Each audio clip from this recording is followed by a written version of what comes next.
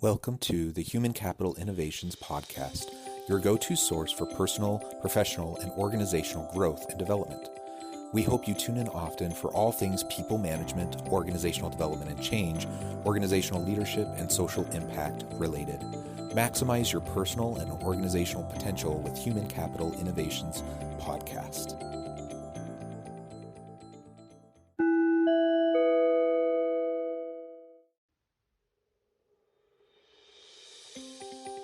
Welcome to the Human Capital Innovations Podcast. In this HBR Minute HCI podcast episode, I explore the recent HBR video, What is Stakeholder Capitalism? Here's a definition and 4 ways to make it a reality.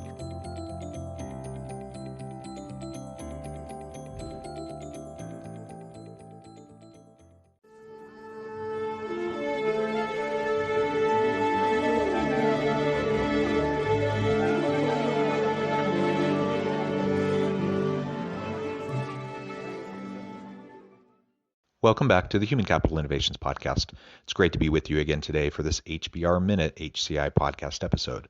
Today I'll be exploring the recent HBR video, What is Stakeholder Capitalism? Here is a definition and 4 ways to make it a reality.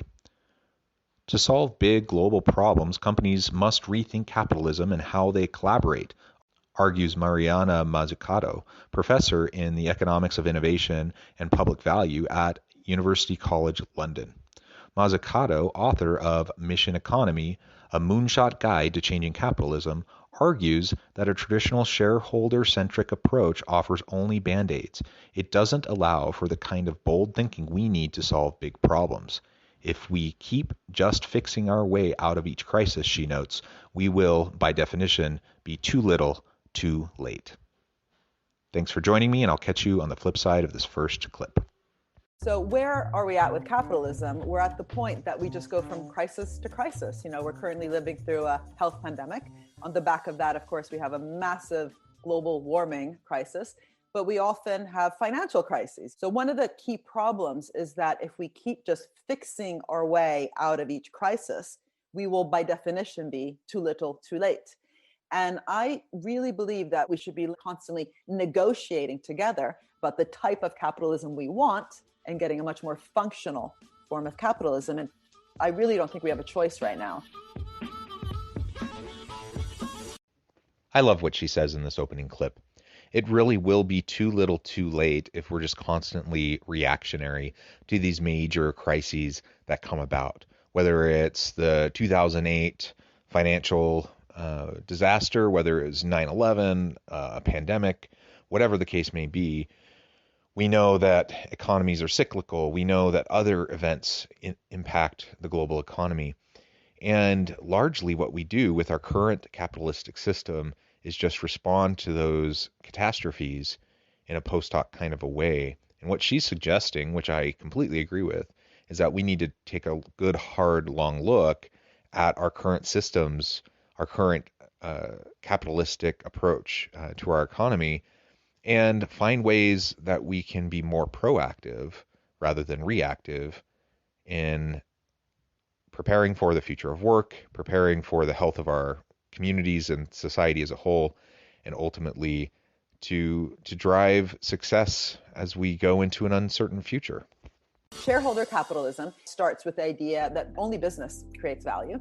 And second, that business creates value best when it's maximizing share prices and values for shareholders. Stakeholder capitalism starts with the idea that wealth is actually created collectively by different types of organizations, not only within business. The second point is, how do we make sure also that wealth is redistributed between all these different value creating stakeholders? And that means, to workers and improving working conditions. It means serving our communities and definitely our planet, so it is more sustainable. But it's a much stronger concept if it's linked to an idea of wealth creation itself. So here she is contrasting traditional shareholder capitalism with what she calls stakeholder capitalism. And if all we're doing is trying to maximize value for shareholders, what ends up happening is we exploit. We exploit the environment, we exploit our people within our organization, we exploit consumers. Now, there are checks and there are balances and there are regulations that companies have to follow. But largely, when we are constantly just seeking profit for shareholders, problems emerge. That form of capitalism creates all sorts of negative externalities that hurt a lot of people, even though there are people that benefit. So, what she's suggesting is that we reframe it to look at stakeholder capitalism. Sometimes we talk about this in terms of the triple bottom line. So it's not just profits, but it's planet, it's the people and the place that is involved, and ultimately it's a holistic approach to how we recognize the role of businesses in society. That businesses serve the community, they serve key stakeholders across different elements of society, and ultimately they need to be able to add value to those different segments. So we look at each stakeholder, we see what benefit can be derived from corporations, and then we try to find ways to maximize that potential for the most positive gain and output. Now, that doesn't mean profits are evil. That doesn't mean that rich people are bad. But what it does mean is that our traditional approach that has only increased income inequality, that has shrunk the middle class in the United States, and ultimately has left many people, particularly those from marginalized groups and underserved populations, has left them behind. We need to rethink this approach. There's different ways to walk the talk of stakeholder value. One is to recognize how the success of a company has been, is, and will be reliant on this immense, kind of collective effort, and actually name checking it, right? Talk about the funds from the public sector, procurement, grants, loans, bailouts, recovery packages, or talk about the trade unions that really helped foster, say, a better negotiation between capital and labor, right? So actually to name check all the different types of relationships surrounding a company which have been part of its own success. So for example, lots of the drugs that we all use, blockbuster drugs, often trace their research to organizations like the National Institutes of Health, which in the United States invest over $40 billion a year in health innovation. And so the first recognition is this wider, structure, social and physical infrastructure that companies benefit from. I just think that has to be, admitted. Yes, we need to admit it. We need to name it. We need to acknowledge how corporations benefit from various forms of infrastructure within society that help them to get a leg up. So while certainly companies create and add value to the economy and to societies, they also derive benefit and value from those same societies. So think something as simple as roads. It's a public good. Companies benefit from it because they're able to ship their goods and services around the country, around the world.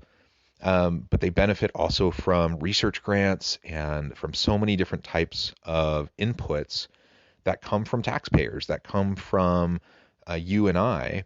And the question then is, do we acknowledge the benefit and the role that these sorts of funds and the various forms of infrastructure have played in supporting and creating and driving the success of a business? Or do we just pretend as though the business itself has created and produced all of that value on their own? I think any economist, even those who are more from the right side of the spectrum, would acknowledge that companies derive great value and benefit tremendously from the infrastructure and the quality of that infrastructure within a community. So again, this isn't a suggestion that we tear down business. Rather, this is a suggestion that we reframe the approach we take when looking at capitalism and looking at business, that we simply name and acknowledge the benefits that they derive. And if we can then recognize those benefits and where they come from, then we can see a broader scope of who the key stakeholders are that are connected to this particular organization. And if we're taking a stakeholder approach, then we're trying to derive value and gains for every stakeholder, not just the shareholders. Second is, what does it actually mean to do things differently, right? Just maximizing profits can only get you so far. Even if we look at the vaccine, right? For COVID-19, if you look around the world at different types of pharmaceutical companies, some have been willing to sign what the World Health Organization is calling for, which is a patent pool to really share all the different knowledge that is behind not only the vaccine, but also the therapies like remdesivir. And so, for me, that's walking the talk of stakeholder value. So if you're not willing to sign up to a patent pool, if you're not willing to charge a competitive low price for the vaccine, as the AstraZeneca vaccine is a fraction of the cost of the Pfizer vaccine, the cost and the prices matter in terms of the massive rollout that we actually require globally. And we shouldn't assume that these are just kind of generic, standard, and deterministic properties. What you see is a very different type of behavior. If we recognize the current system of shareholder capitalism has its drawbacks and has helped to perpetuate income inequality and negative externalities throughout communities and societies, if we recognize that the current system has flaws, the question then becomes, what do we do about it? How do we act on that information and on that knowledge? And what she's suggesting then is that we simply do move forward to start making a difference and to start acting and to start driving change, that we can't just accept the status quo and then try to put band-aids on the big problems that emerge from shareholder capitalism every 6 to 7 years or anytime there's a big global crisis. If we're only focusing on shareholder value and increasing stock prices to provide dividends and stock value for our shareholders, then a lot of other problems are going to emerge. She lays out the example of the pandemic and pharmaceutical companies producing vaccines and what that means for different stakeholders. So again, shifting the framing from shareholder value to stakeholder value. She talks about patent pools, and ultimately the question becomes, how are these organizations held accountable to add value, not just for shareholders, but across the stakeholder ecosystem? And if we can think along those lines, then we can start to put in place public policy measures, and really even just through PR efforts and public opinion, help encourage organizations to do the right thing for their communities that they serve.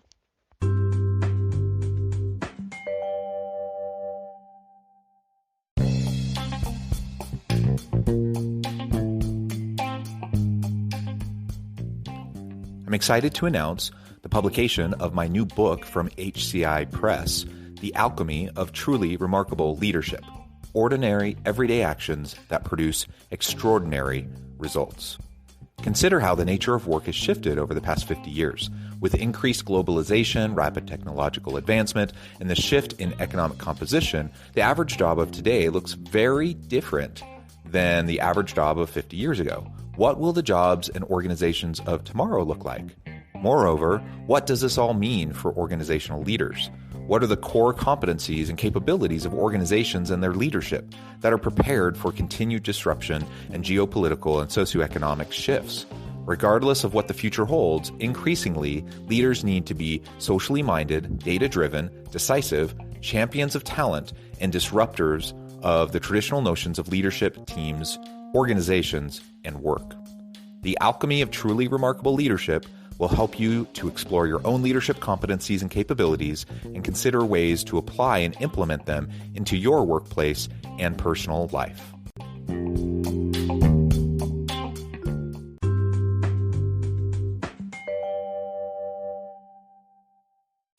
Third, if we think back to, the moon landing, which is what I reflect on in my book, and just this immense collective effort that happened in order for this extremely hard goal to be fulfilled, much harder than delivering today, personal protection equipment to frontline workers. It was a hard task. It actually meant truly collaborating. Going to the moon was not just aeronautics. It was also investment in materials, nutrition, electronics, the whole software industry in some ways was a spillover from that. But what it also required was a very different approach to industrial strategy. There was no list of sectors. There was a problem that had to be solved, and all these different sectors came together with government guidance to solve that problem. And I just think we need to get into that mission, moonshot kind of mindset which is instead of just asking for handouts and subsidies, how can we actually collaborate together to foster new solutions for big problems, which today could also be something like, getting the plastic out of the ocean. But it really does mean that in terms of the immense lobbying effort, that companies have globally, that what they are asking for is less just about a subsidy here, a guarantee there, a tax reduction there, but actually working together with different actors in a fundamentally different way and being willing to collaborate towards solving a problem. I think we would just have a very different, planet that we would be living on today. I love the idea of getting back to a mission moonshot kind of mindset within our organizations as we're trying to not only add value to the market, but to the public space as we're looking at various stakeholders. And she brings up the example of the space race and trying to get to the moon and what that meant for the United States in the 50s and 60s as we were trying to accomplish that goal. And it took true, pure collaboration. It wasn't siloed. We needed people from all different sectors, all different industries. It wasn't a matter of just tapping into one area. We had to collectively come together and collaborate to come up with innovations across all different types of products and services that ultimately would when combined, would help us to accomplish our big mission goal of getting to the moon. And of course, the spillover effect of that was tremendous innovation across a whole range of sectors and industries and fields that we continue to benefit from even today. And so if we can look at a broader meaning and purpose in the work that we do and see how what we're doing in our organizations connects back to society, connects back to our communities, and then strive for that triple bottom line impact to help stakeholders throughout our organizations and throughout our communities, then we'll be in really great shape. We shouldn't see this as limiting your ability to make profit. The profits that are going to be made will be reflecting this collective value creation. This is the kind of big recognition point, which is if companies care about stakeholder value, they have to begin with how wealth is created in the first place. If wealth is in fact created collectively, then what does it mean to also make sure that we are adequately distributing the rewards that actually reflect that value creation? In that famous Google grant that went to Sergey Brin, it could have said, here's some money. If all fails, do not worry. It's guaranteed. Just, go away, experiment. But if you make over X billion, say on the back of this grant for the Google algorithm, a certain percentage will come back to an innovation fund, a common pot that will help the future Googles. Why not? We need to get outside of the framing of the false paradigm of we're either talking profits or we're talking about benefiting the community. That is a false paradigm. We can do both. We can, when taking a stakeholder approach, we can add value to our shareholders. We can drive strong profits, but we can also focus on those other elements of our society, the other stakeholders that are relevant and important. And we can do it in such a way that we don't leave people behind, that we collectively come together and collaborate and provide value to the marketplace and to our communities simultaneously, that ultimately will drive innovation, will drive standard of living increases for everybody. I think that's what we all want. And ultimately, it's just a matter of, can we recognize the challenges and the harms that can come from pure shareholder capitalism? Can we disrupt that system?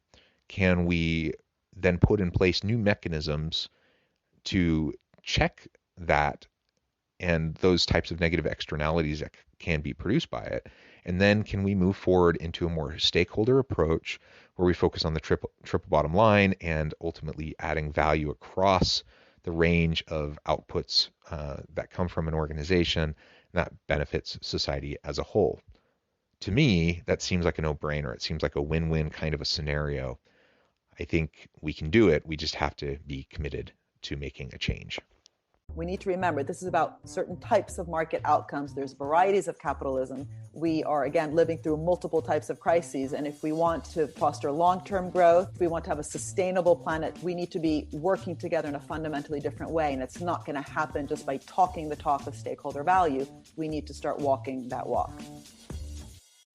We need to walk the walk of long-term and sustainable growth for our organizations and for society as a whole. While there are many critiques of capitalism as an economic system, that's not the point of this video. It's not the point of this podcast episode. The point, however, is to recognize first and foremost that there are different forms of capitalism, and to recognize that shareholder capitalism, pure shareholder capitalism, can produce a lot of negative outcomes. It has produced a lot of negative outcomes. And can we do things a little bit differently? Not just talk about stakeholder value, but truly walk the walk of stakeholder outcomes and benefits, shifting our framing from a shareholder approach to an honest to goodness stakeholder approach that we're really committed to, not just for PR purposes, but to truly bring value to the marketplace, to the community, and to societies. I am all for sustainable approaches. I'm all for long-term approaches. I'm all for proactive, strategic approaches. And I think most people who are leading organizations that resonates with. That's what it means to be a good leader, to run a good organization. So let's apply that. Go up one level, go a little bit more macro, and let's apply that and say, and why can't we do those things within capitalism, within the broader economy? Why can't we make a difference within our organization, of course, and then perhaps within our industries, and then perhaps throughout the entire economy? I think we can. I think we need to. Our planet needs it. Our people need it. And ultimately, we can be benevolent capitalists. We can benefit all around us if we can focus, if we can first acknowledge the need to benefit those around us, and we can acknowledge how the current system sometimes exploits and even harms individuals. We can do better, and I hope that we will do better. It's a great challenge. It's perhaps this generation's moonshot, our mission to the moon, and I hope we're up for the challenge.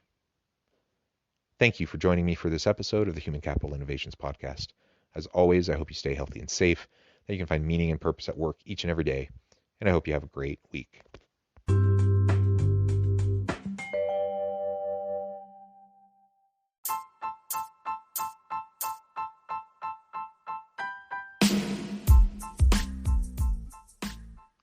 We are excited about the launch of HCI's new magazine, Human Capital Leadership. Human Capital Leadership is a free, interactive e-magazine designed to help individuals, leaders, and organizations find innovative approaches to maximize their human capital potential. We will be publishing issues quarterly in August, November, February, and May. Check out the first issue and let us know what you think.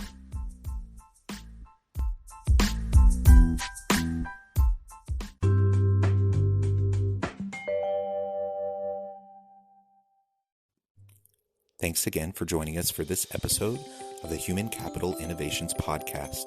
I hope you stay healthy and safe and that you have a great week.